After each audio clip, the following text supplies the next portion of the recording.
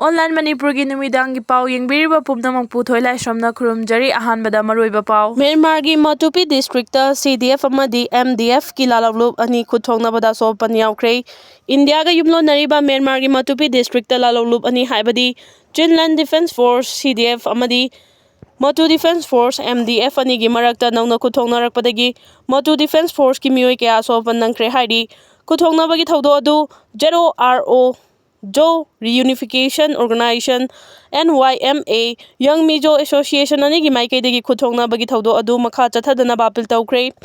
maruina khuthongna ba adu lamgi wahau dagi thokibani hairi khuthongna bagi thaudokta Matu Defense Force MDF ki kangbuna Chin State ki Myanmar ga tainariba Matupi district ki Jumhada da leiba Chinland Defense Force CDF ki camp ta attack chathabadagi thokibani hairi khuthongna ba adu CDF ki cadre taragamari Asopan nangki loinana thaudo aduda soglaba amadi Matu Defense Force MDF ki lanmi sing Mizoram da puraktuna hojik Maraland Gofspan Centenary Hospital laikanari hairi laikanari ba mioi ani adu Myanmar gi Matupi district tagi Basokhai taragamapan amadi Baigachi kungani thoi kawi hari thiba khangdana lairiba kuki singna hatkre haina jingnariba mioi direct ki mathau mangam pangthokna ba laingana lupa lising kunmanga kumanga khusinakre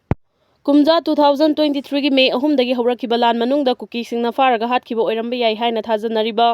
hojik fawba thiba khangdana lairiba more dagi maitai tare sikre haina lawnabaga loinana chanabigi matung inna mioi sing adugi mathau mangam pangthokna ba lainga ki maikai dagi imung manungi mioi singda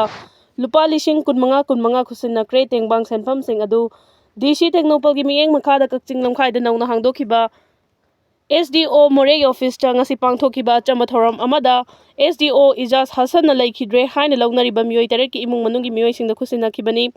masa thiba khangdana lairiba sikre haina lawnariba mioi sing adu More 1 number 7 Turel wangmadagi chirom icha maitei kunthraga manga apokpa chirom Pawajau More hainau makhong laikai 1 number 7 dagi nanaw laisangthem kunthra apokpa laikhidraba L amu Thokchom ningthauremba kunthra apokpa laikhidraba TH thoiba More Premnagar laikai 1 number 4 dagi mayanglambam Tombi Devi Humputara Nipan apokpa laikhidraba M Novin More khunau laikai 1 number 9 dagi Moirangthem Ingo Kungataruk apokpa M Bina Devi More 1 number 7 Turel Wang laikai dagi thangjam laibi Nifugataruk apokpa thangjam Siamni Tengbang Sempham Sing khusinnakibaduda imung manungi mioi singi maikei dagi Maidai Council More na choba thodang kaya lobikhiba adu busu thagatpa phongdokhi Dr. Oja Bimol na khun ngakpa sing fanaba thawang libra Sarat Kumar Kuki Mla tarada Congress na support tawsinduna mathang laingak painaba honaribra Suresh Kumar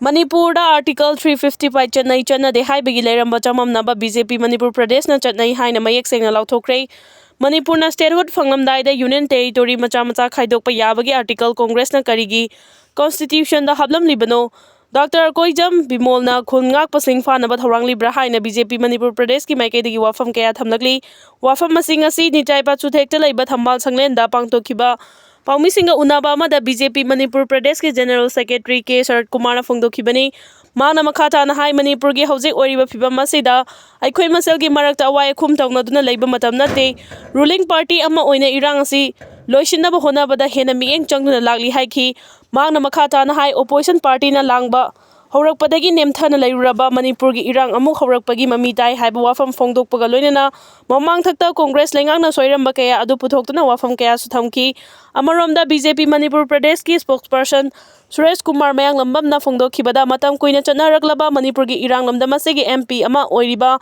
Dr. Oja Bimol na mayek sengna khangdre haiba ngarang mahangna Parliament mifamda Manipur da tholibe irang asigi haurakfam thidu haina phongdokhiba wafam aduna mayek sengna tagle Irangi haurakfam khangdana election mamangda miyamda drama tawba oiramle haina maral siraduna beligi area singda khulai paiba kaya leiri haina mahangna phongdokhiba wafam aduna maram oiduna Armed Forces Special Power Ega Faspa thamjilakpa thoklabadi maduda thorakpa fafata Oja Bimol na pugadabani haiki Magna makhata na phongdokhibada tampakta leiriba khulngal sing asi punna phanaba honaribra haina hangbaga loinana Jiribamgi mihathina hatkiba thawongda karigidama kanana hatpano haiba mayek sengna pandriba karigino Kuki Mla tarada Congress na support tawsinduna mathang laingak painaba honariba thawongla haiba wafam kalladuna Article 355 chanariba Manipur miyangi awaba yengduna wangang biu haiba wafam su phongdokhi